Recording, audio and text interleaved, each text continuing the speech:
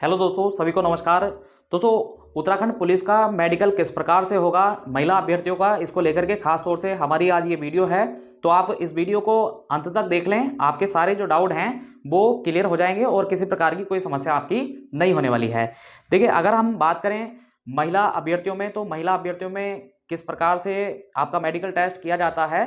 हमारे कोचिंग संस्थान से भी 2016 में जो बच्चे सेलेक्टेड हुए थे, महिला अभ्यर्थी सेलेक्ट हुई थी, उनका जो मेडिकल टेस्ट कराया गया था, तो उन सबसे भी एक अनुभव हमने साझा किया। साथ में और भी हमने जानकारी डिपार्टमेंट के आधार पर निकाली कि किस किस तरह से जो है मेडिकल कराया जाता है महिला अभ्यर्थियों का।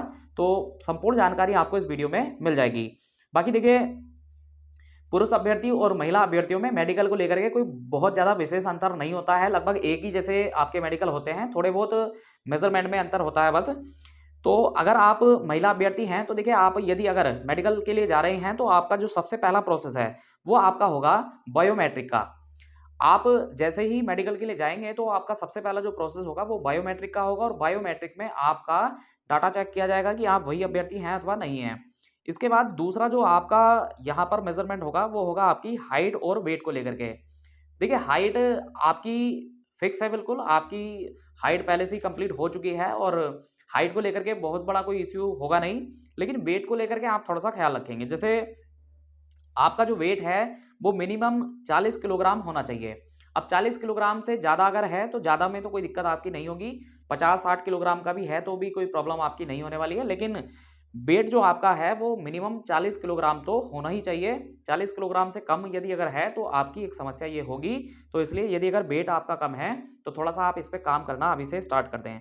इसके बाद अगला जो आपका टेस्ट है वो है आँखों का टेस्ट। देखिए, आँखों के टेस्ट में कुल मिलाकर के 4 स्टेप होते हैं, और चारों स्टेपों में अगर हम बात करें तो एक आपका डिस्टेंस टेस्ट होता है। डिस्टेंस टेस्ट में आपका खास तौर से 2 तरीके के काम होंगे, दूर दृष्टि दोष को लेकर के और निकट दृष्टि दोष को लेकर के। जैसे आप सभी जानते हैं कि बहुत सारे लोगों में दूर दृष्टि और निकट दृष्टि दोष होता है, तो ये समस्या नहीं होनी चाहिए। तो इसका जो मेनली चेकअप है ये किस तरह से होगा। देखिए, आपको एक कतार में खड़ा करके दूर एक दीवार पर लगे हुए चार्ट में कुछ नंबर आपको पढ़वाए जाएंगे, जैसा कि आप स्क्रीन पे देख रहे हैं। स्क्रीन पे आप देख सकते हैं कि किस तरह के नंबर होंगे। ये अल्फ़ाबेट इंग्लिश में भी हो सकते हैं और हिंदी में भी हो सकते हैं, और ये अंक गणितीय भी हो सकते हैं। तो इस बात का ख्याल रखेंगे कि ये जो आपके नंबर्स हैं ये आपसे पढ़वाए जाएंगे। आँखों को लेकर के आपकी अगर किसी प्रकार की कोई समस्या बनती है, जैसे दूरदृष्टि दोष को लेकर के, निकट दृष्टि दोष को लेकर के, तो इसके लिए हम आपको समाधान भी बता देंगे। आप हमें कमेंट करके बताइए अगर आपकी कोई समस्या है, तो इसके लिए हम समाधान बता देंगे। और आपका आँख से रिलेटेड जो प्रॉब्लम है निकट दृष्टि दोष या दूरदृष्टि दोष को लेकर के, ये फिर इसके बाद नहीं बनेगी।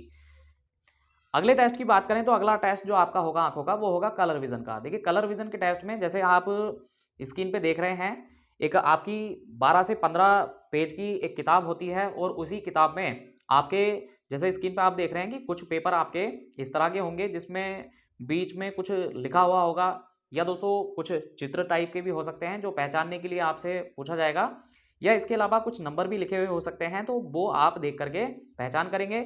यदि आपका कलर विजन है तो आप इन नंबरों को पहचान नहीं पाएंगे या चित्रों को नहीं पहचान पाएंगे, और कलर विजन अगर नहीं है तो आप इनको बड़े आराम से पहचान सकते हैं। इसके बाद एक आपका जो टेस्ट होगा आँखों का वो होगा भेंगापन को लेकर के।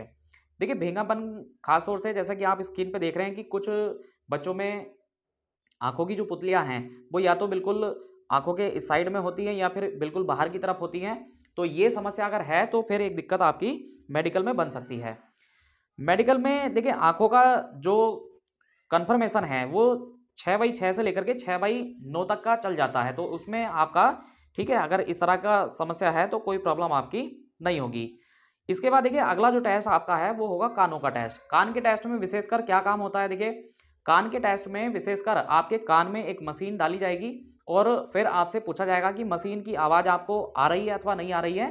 तो देखिए, आप इसका जजमेंट तभी दें अगर आपको मशीन की आवाज़ आती है, तो आप बिल्कुल भी होपलेस ना हो। मशीन की आवाज़ आपको आ रही है तो आप यही बताइए कि हाँ, मुझे मशीन की आवाज़ आई हुई है। और अगर आपको मशीन की आवाज़ नहीं आ रही है तो आप इसके लिए नो कर देंगे। इसके बाद देखिए, अगर बात करें तो नाक का एक टेस्ट होता है।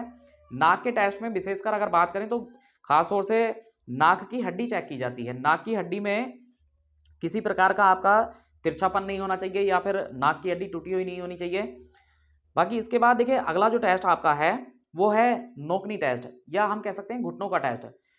देखिए पैरों को मिलाते समय यदि आपके नोकनी भिड़ते हैं या फिर आपके घुटने भिड़ते हैं तो ये एक समस्या हो सकती है। बाकी आपका नोकनी को लेकर के विशेषकर बहुत ज़्यादा कुछ प्रॉब्लम आपकी नहीं होती है।